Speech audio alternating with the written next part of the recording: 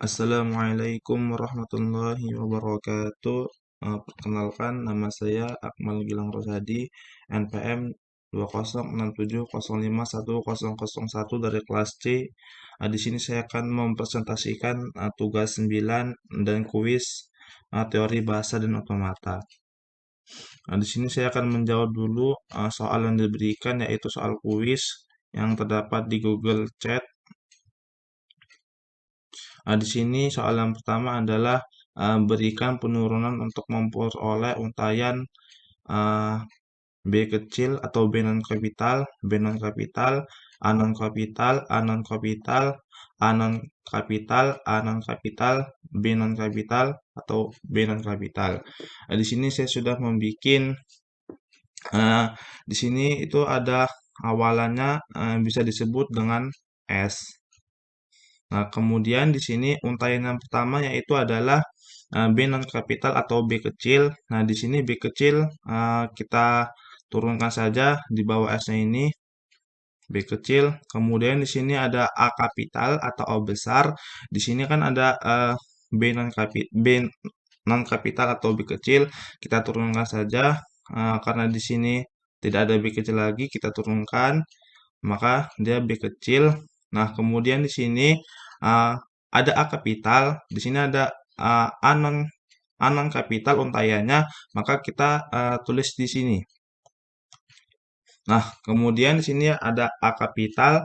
Nah, di sini untaiannya itu kan A non kapital. Nah, maka kita tulis di sini A non kapital. Nah, di sini kenapa nih kok dia ada S gitu kan? Ini ada S beda sendiri dari yang lainnya. Nah, karena di sini tuh dia udah selesai, tapi yang untaiannya itu belum selesai. Jadi di sini eh, ada A kecilnya cuman ini dia, A kecilnya. Maka di sini kita tulis A non kapital, maka kita tulis di sini. Nah, kemudian di sini ada B kapital. Di sini ada untaiannya A non kapital juga, maka kita uraikan di sini A non kapital. Kemudian di sini ada A non kapital lagi. Di sini ada B kapital, maka kita tulis di sini. Nah, di sini kan ada B kecil atau B non kapital. Nah, sedangkan di sini ini cuma satu, maka kita turunkan di sini B non kapital. Nah, kemudian yang terakhir adalah B non kapital. Sesuai ini juga B kapital, maka kita tulis di sini B non kapital. Nah, mungkin itu penjelasan untuk nomor satu. Kita lanjut dan beralih soal nomor 2. Di sini soal yang nomor 2 adalah kita disuruh membuktikan bahwa tata bahasa konteks bebas bebas berikut ambigu.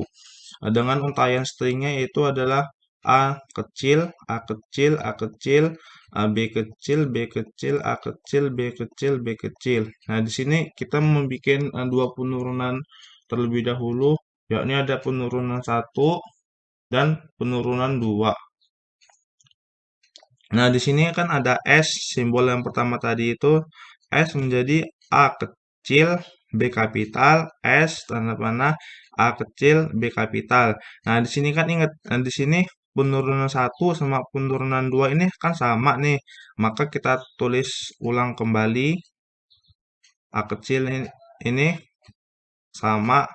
Nah, kemudian setelah itu eh, di sini ada A kecil, B kapital, B kapital, B kapital menjadi ini kita ubah dulu menjadi A kecil, B besar, B kapital atau B kapital atau B besar sama aja. Nah, di sini juga sama kan di sini A kecil, B besar, B besar menjadi A kecil, B besar. Maka ini kita tulis lagi, nggak usah kita uraikan. Kita sama antara penurunan 1 dan penurunan 2. Kemudian yang ketiga ini adalah uh, ada A kecil, A kecil, A kecil, B besar, B besar, B besar, B besar menjadi A kecil, B besar, B besar. Nah, ini rada berbeda dia di sini karena di sini uh, ada B-nya menjadi BS. Kemudian di sini ada A kecil, A kecil, B kecil, B besar, B besar, B besar menjadi B. Nah, kemudian di sini juga dia berbeda. Kemudian di sini yang terakhir yaitu ada A kecil, A kecil, A kecil, B kecil, B kecil, A kecil, B besar, B besar. Kemudian di sini B menjadi A kecil, B besar, B besar. Nah, sedangkan di sini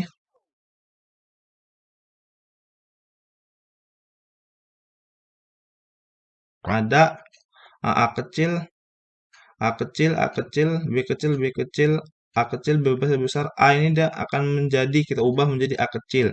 Kemudian yang terakhir yaitu adalah, maaf, yang sebelum terakhir ada A kecil, A kecil, B kecil, B kecil, A kecil, B kecil, B besar, B diubah menjadi B besar diubah menjadi B. Nah, ini sama aja kan sama yang di atas ini, maka kita tulis ulang. Kemudian yang ini yang terakhir adalah A kecil, A kecil, A kecil, atau A non kapital sama aja. B kecil, B kecil, A kecil, B kecil, B kecil, B besar ini kita ubah menjadi B. Kemudian yang penurunan dua ini sama, maka kita tulis ulang gitu. Kemudian di sini saya akan menjelaskan tugas 9 tentang konteks free language. Nah, di sini kita akan membahas dulu terlebih apa itu konteks free language atau disebut dengan CFL. CFL adalah bahasa yang dihasilkan oleh free grammar atau konteks free grammar atau CFG. CFG ini adalah tata bahasa formal di mana setiap aturan produksi adalah dalam bentuk uh, alfa. Alfa ini disebut dengan alfa menjadi beta. Nah, di mana alfa ini adalah pemproduksi dan sedangkan beta ini adalah hasil produksinya. Konteks free language itu dia memiliki banyak aplikasi dalam bahasa pemrograman. Di sini kita akan membahas bahasa reguler dan FA. Bahasa reguler adalah bahasa yang dapat diekspresikan. Di sini ada bahasa reguler dan finite automata. Bahasa reguler dan finite automata dapat memodelkan masalah komputasi yang memerlukan memori yang sangat kecil. Di sini bisa kita lihat gambarnya. Di sini ada like on, flip switch, like off. Nah, di sini misalnya finite automata dapat menghasilkan regular language untuk menggambarkan apakah sekelar lampu menyala atau mati, tetapi tidak dapat melacak beberapa kali lampu dinyalakan atau dimatikan. Di sini ada FAG atau bisa disebut dengan finite automata generate, menggambarkan bahasa biasa dapat dijelaskan dengan mesin status sederhana. Operasi dalam bahasa reguler akan kita bahas setelah ini. Di sini bahasa operasi dalam bahasa reguler itu dia terdapat empat pembahasan kalau nggak salah. Ya, empat pembahasan. Yakni yang pertama itu ada rangkaian, yang kedua ada clean star, yang ketiga ada union, yang terakhir ada empty string. Kita bahas terlebih dulu yang rangkaian. Rangkaian adalah operasi yang menggabungkan dua simbol kumpulan atau bahasa. Di sini sudah ada contohnya, bisa kita lihat ada A bundaran B sama dengan huruf kapital X, Y, X elemen A, N, Y elemen B. Kemudian di sini yang kedua ada clean star, operasi dengan tanda closer atau bintang seperti ini. Dia tuh mewakili menggabungkan diri yang berulang. Di sini sudah ada notasinya, bisa kita lihat. Kemudian yang ketiga ada union, operasi mesin keadaan terbatas yang dapat membuat satu atau lebih pilihan. Di sini sudah ada notasinya. Kemudian di sini ada empty string, di sini ada epsilon, simbolnya seperti ini, dia yang mewakili string kosong. Kemudian di sini ada derivation tree. Dia ada representasi gratis untuk penurunan aturan produksi yang diberikan untuk CFC tertentu. Di sini sudah ada pohonnya, turunan pohonnya. Di sini ada S, Ada A kapital, A, A kecil, A kapital, A kecil, A kapital, epsilon, B, A, B, B kapital, turun lagi B kecil. Di sini ada ambiguous grammar. Nah, dalam tata bahasa konteks atau bisa disebut dengan CFG, diklasifikasikan berdasarkan yang pertama yaitu adalah jumlah derivation tree, yang kedua ada jumlah string. Dia bergantung pada jumlah derivation tree. CFG ini dia dibagi menjadi dua jenis. Yang pertama ada ambiguous grammar, kemudian ada unambiguous grammar. Ya, mungkin cukup presentasi dari saya. Apabila ada kekurangan, saya mohon maaf karena saya juga masih belajar. Saya akhiri. Wabillahi taufiq wal hidayah. Assalamualaikum warahmatullahi wabarakatuh.